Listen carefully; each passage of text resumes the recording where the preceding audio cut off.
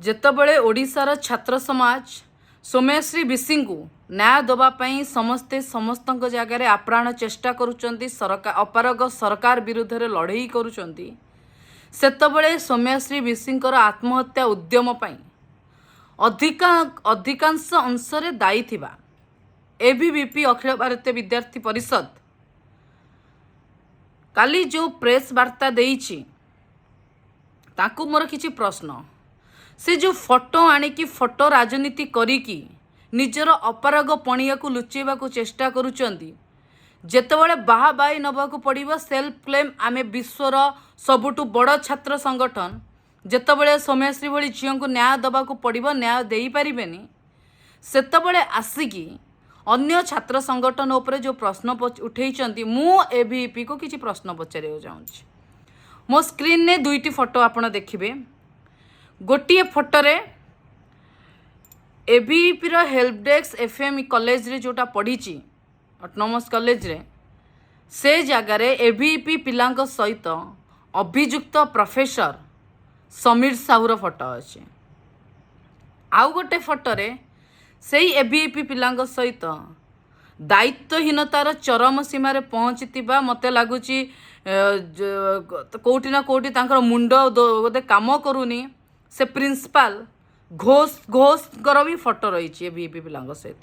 ଆଉ ଗୋଟେ ଫଟୋରେ ସୌମ୍ୟଶ୍ରୀଙ୍କର ବି ଫଟୋ ଅଛି ଏବିଭିପି ପିଲାଙ୍କ ସହିତ।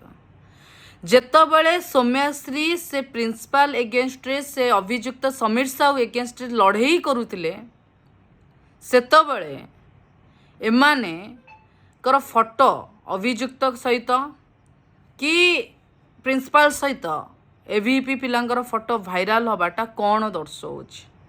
ତା ମାନେ କ'ଣ ଏବିଭିପିର କିଛି ଗୋଷ୍ଠୀ ଚାହୁଁନଥିଲେ କି ସୌମ୍ୟଶ୍ରୀଙ୍କୁ ନ୍ୟାୟ ମିଳୁ ବୋଲି? ଯେଉଁ ଫଟୋ ରାଜନୀତି ଏବିଭିପି କରୁଛି, ସେଇ ଫଟୋ ଉପରେ ମୁଁ ଏବିଭିପିକୁ ପ୍ରଶ୍ନ କରୁଛି। ଯେତେବେଳେ ଅଭିଯୁକ୍ତ ସହିତ ଫଟୋ ତମେ ଉଠେଇଛ, ପ୍ରିନ୍ସିପାଲ ସହିତ ଫଟୋ ତମର ଅଛି, ତମେ ଅନ୍ୟ ଛାତ୍ର ସଂଗଠନ ଉପରେ କେମିତି ପ୍ରଶ୍ନ କରୁଛ? ଯିଏ ନିଜେ ପୀଡ଼ିତା, ତାର ପ୍ରତିଟି ବାଇଟ୍ ଟିକି ଟିକି କରି ଶୁଣିଲେ କେଉଁ ଜାଗାରେ ସୌମ୍ୟଶ୍ରୀ ଅନ୍ୟ ଛାତ୍ର ସଂଗଠନ ଉପରେ ପ୍ରଶ୍ନ ଉଠେଇ ନାହାନ୍ତି, ଅନ୍ୟ ଛାତ୍ର ସଂଗଠନକୁ ପ୍ରଶ୍ନ କରି ନାହାନ୍ତି, ତାଙ୍କ ଉପରେ ନିଜର କ୍ଷୋଭ ଏବଂ ଅଭିମାନ ପ୍ରକାଶ କରିନାହାନ୍ତି। ସେ ପ୍ରକାଶ କାହା ଉପରେ କରିଛନ୍ତି? ନିଜର ସାଙ୍ଗସାଥୀମାନଙ୍କ ପାଖରେ, ନିଜର ସହପାଠୀମାନଙ୍କ ଭିତରେ, ଯାହା ଉପରେ ତାଙ୍କର ଅଧିକାର ଅଛି। ଗୋଟେ ପିଲା ଯଦି ଏବିଭିପିରୁ ବିଲଙ୍ଗ କରୁଛି, ତାହେଲେ ତାର ସାଙ୍ଗସାଥୀ ମୋଷ୍ଟ ପ୍ରବାବଲି ସେଇ ସଂଗଠନରୁ ଥିବେ, ନହେଲେ ତାର କିଛି ସହପାଠୀ ଥିବେ। ଅଲଗା ସଂଗଠନ ପିଲା ସହିତ ସେ ବହୁତ କମ୍ ମିଶୁଥିବ। ଆମେ ବି ଛାତ୍ର ରାଜନୀତି କରିଛୁ, ଆମେ ଜାଣିଛୁ, ଆମେ ସବୁବେଳେ ଆମ ସଂଗଠନ ସହିତ ମିଶୁ, ନହେଲେ ନର୍ମାଲ ପିଲାଙ୍କ ସହିତ ମିଶୁ। ଅନ୍ୟ ସଂଗଠନରେ ଯେଉଁ ପିଲା ଥାଆନ୍ତି, ଆମେ ହାୟ ବାହାର ସମ୍ପର୍କ, କିନ୍ତୁ ଏତେ ଆନ୍ତରିକ ସମ୍ପର୍କ ନଥାଏ। ତାହେଲେ ସୌମ୍ୟଶ୍ରୀ ଯେଉଁ ମନ ଦୁଃଖ କରିଥିଲେ, ଯେଉଁ ଅଭିମାନ କରିଥିଲେ, ଯେଉଁ ରାଗ ଦର୍ଶାଇଥିଲେ ତାଙ୍କ ବାଇଟ୍ରେ, ସେଟା କେଉଁଠି ନା କେଉଁଠି ଏବିଭିପି ପିଲାଙ୍କ ଆଡ଼କୁ ଆଙ୍ଗୁଳି ନିର୍ଦ୍ଦେଶ କରୁଛି।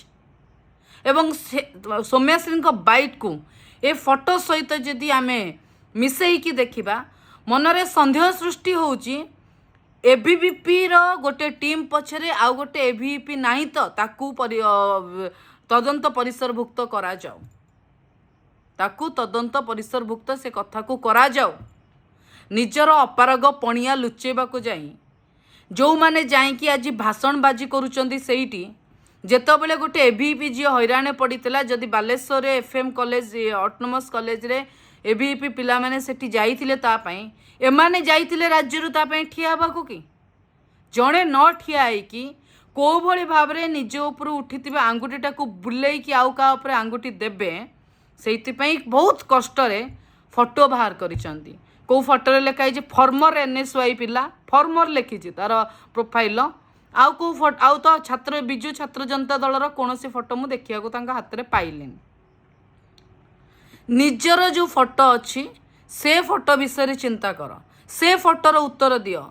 এইଭଳି ଭାବରେ ପ୍ରତାପ ଷଡ଼ଙ୍ଗୀ ଯେଉଁ ଅବାନ୍ତର ଯୁକ୍ତି କରିଛନ୍ତି, ସେଇଭଳି ଭାବରେ ଅବାନ୍ତର ପ୍ରେସ୍ ବାଇଟ୍ ଦେଇକି ଯେଉଁ ଗୋଟେ ଦୁଇଟା ନ୍ୟୁଜ୍ ଚ୍ୟାନେଲ୍ ଅଛି, ସେ ନ୍ୟୁଜ୍ ଚ୍ୟାନେଲ୍ ଜରିଆରେ ଅନ୍ୟ ଛାତ୍ର ସଂଗଠନକୁ ବ୍ଲେମ୍ କଲେ ଆଉ ଓଡ଼ିଶାବାସୀ ତମ କଥାକୁ ବିଲିଭ୍ କରିବେନି, ବିଶ୍ୱାସ କରିବେନି। ତମେ ଦୋଷୀ, ତମମାନଙ୍କର ଅପାରଗ ପଣିଆ ଯୋଗୁଁ ଆଜି ସୌମ୍ୟଶ୍ରୀଙ୍କର ଏହି ଅବସ୍ଥା। से विषय उत्तर रख, से विषय उत्तर ओडिशा मागुची, ओडिशार छात्र समाज मागुची।